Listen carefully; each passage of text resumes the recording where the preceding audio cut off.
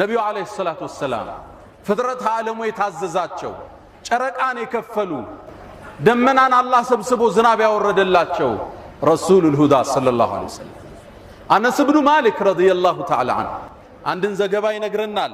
አንዴ ጁማዓ ቀን ነው ይላል። በጣም ፀሐይ የበዛበት ቀን ነው። አንድ ገጠሬ ነብዩ አለይሂ ሰላቱ ወሰላም ኹጥባ ያደረጉ ያለ ወደ መስጂድ ገባ። ኹጥባውን አቋረጣቸው መሃል ላይ የአላህ መልእክተኛ አላቸው። ምን ገጥሞት ይሆን? ኹጥባ እስኪጨርሱ እንዴት መጠበቅ አልቻለም? ነብዩ ምንድነው አሉት? የአላህ መልእክተኛ ዝናብ ጠፋብን አላቸው። አዝርዕት ደረቀ፣ እንስሶች ሞቱብን፣ አላህ ዝናብ እንዲያወርድ ለምኑልን አላቸው።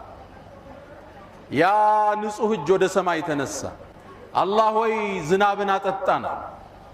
አነስ የሷቸው ሰሃባ ምን ይላል? ሰማዩ ጽድት ያለ ነበር እንደ መስታወት ይላል።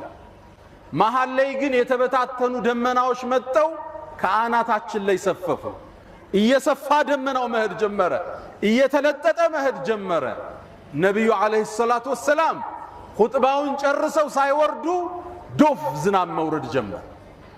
ከኹጥባው ሲወርዱ ጺማቸው ውሃ አርግዞ ነበር አለይሂ ሰላቱ ወሰላም። ሳምንቱን ሙሉ ፀሐይ ያላየንም ይላል ዝናብ።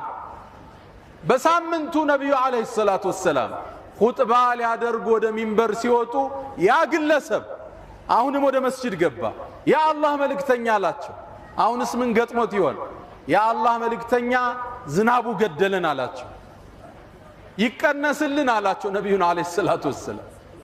ነብዩም አለይሂ ሰላቱ ወሰላም እጃቸውን አነሱ። ዝናብ መልስልን አይባልም፣ ጸጋ ነው ዝናብ።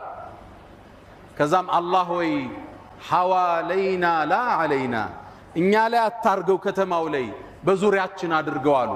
በተራራው በሸንተረሩ በኮረብታው አዝርዕት በሚበቅልበት ቦታ ብቻ አውርድልን አሉ። አነስ አሁንም ዘገባው ምን ይላል? ፈወላሂ ይላል በአላህ ይሁንብኝ ከመስጂድ ስንወጣ እልም ያለ ፀሐይ ነበር ይላል።